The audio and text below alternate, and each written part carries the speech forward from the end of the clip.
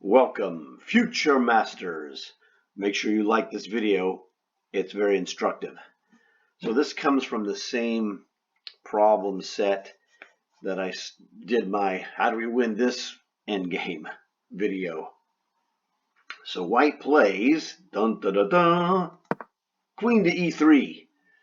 So I was looking at this and I was like, man, what do I do here? I can't play. Well, I mean, there's the idea of bishop to a3, trying to exploit the pin of the b pawn. It doesn't do anything. He just guards it. He just rook d to d2, no problem. So this is not getting it. And then I was thinking, man, I could play bishop to. Well, I could play bishop a4, but he just takes it with a knight. I'm like, what a jerk. And then I saw that the king and rook are in line, and that hey, the reason he went queen to e3 was to get away from bishop to g6. And I looked at this and I thought, wow, this is a good move, dude. Bishop to g6, what do we do? It threatens to skewer rook and king, so bishop to d3 is just about forced. It isn't, but it's the most normal move. Probably the best move he could play in this position is maybe rook to d3. I know it sounds bizarre, but I'm telling you this because I've a minute and 10 seconds to figure out what happened. Bishop to g6.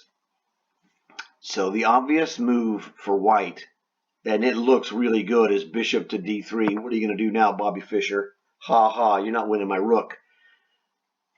Then it occurred to me that what this bishop move does, and this reason why rook to d3 is so important, is that it controls this c3 square. The bishop cuts off the queen's defense of c3. Right now, if I take this with my bishop, this pawn doesn't defend, it's pinned. Only the rook is here. So I could play bishop takes knight. If he plays rook takes bishop, rook takes rook, then we want a piece. And his bishop is pinned to his queen. Now, bishop takes knight is not the correct move.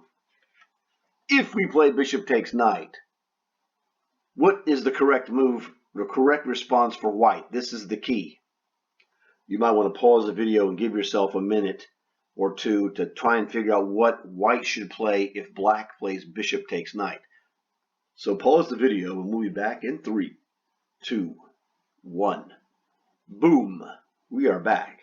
Now, if bishop takes knight, the correct move for white is not rook captures bishop, it's bishop captures bishop on g6, which gets rid of that pinning bishop and reestablishes control of c3 by the queen. So the key part is finding a good move, which is bishop takes knight is generally, that would be a good move. But the problem with bishop takes knight is it allows a key defensive resource of bishop takes bishop, which, like I said, is it's not a discovered attack. It is, but it's a more really discovered defense of c3. So bishop takes knight, question mark, and maybe double question mark. Bishop takes bishop, best move on the board.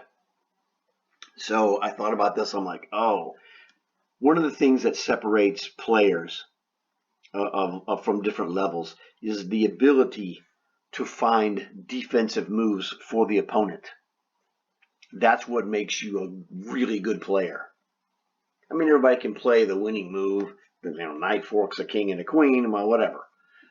It's realizing that bishop takes knight is a mistake for black. Bishop takes c3 is a mistake for black. And understanding why this is a mistake long before you ever touch the piece. So then the thing that you have to think about is, well, if that's terrible, what if we play bishop takes d3? Well, that's terrible again, because now he's going to reestablish contact with either queen or rook takes. So bishop takes d3, also terrible. Well, son of a freak. So we're doing this, and I'm like, oh man, this is really, really unfortunate. And then I was like, okay, what we have to do now, we looked at the bishop takes and bishop takes. Both bishop takes are bad moves. So the next move to consider is what I call the change of powers. Rook takes knight.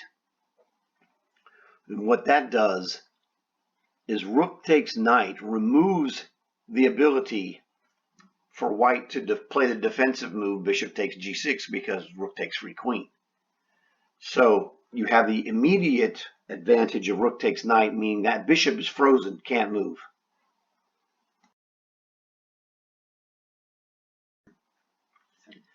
And after that, the only way he can recapture, well, all right, he could play pawn takes, but I wouldn't recommend it. Because we get to hammer this guy with a bishop a3 check or bishop takes c3 check, which would be followed by bishop takes d4.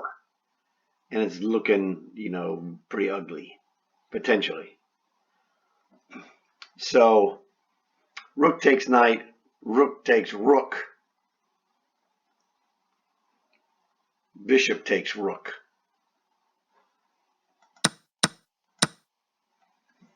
Now what does he do? Again, he's got a problem now because I'm threatening checkmate. He cannot take the bishop, obviously. He can defend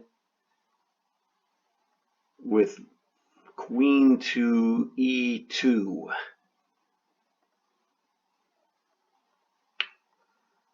You can play queen to e2.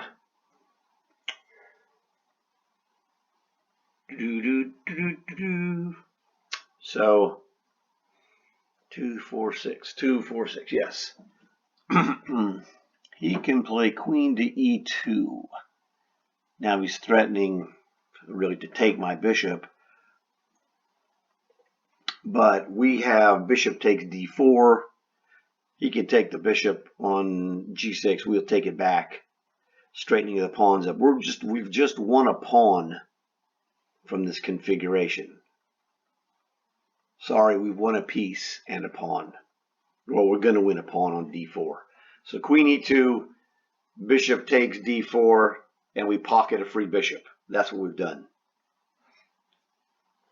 But this is what comes from the change of powers, because the bishop exploits having the rook. If we played, like I said, we played bishop takes knight, having the rook sit there doesn't do anything. When the bishop sits here, he can't recapture, and we're threatening checkmate. So he's got to defend the checkmate. Well, he can play b3, I guess. He can play b3, I guess, and then we can play again bishop takes d4 with the threat of potentially taking on e5. But that's not really the big deal. We're just a piece ahead. So that's really the thing. So hopefully you enjoyed this. Like I said, the key thing here was spotting the reasonable looking moves of bishop takes c3 and bishop takes d3 as bad moves and finding the correct move. Spotting defensive resources from your opponent is what makes you stronger, and it's kind of hidden because you really don't see people teaching this concept. You'll learn it. You learn it the hard way by playing the move in a problem situation, and it comes up as an X. You're like, well, why does that move lose?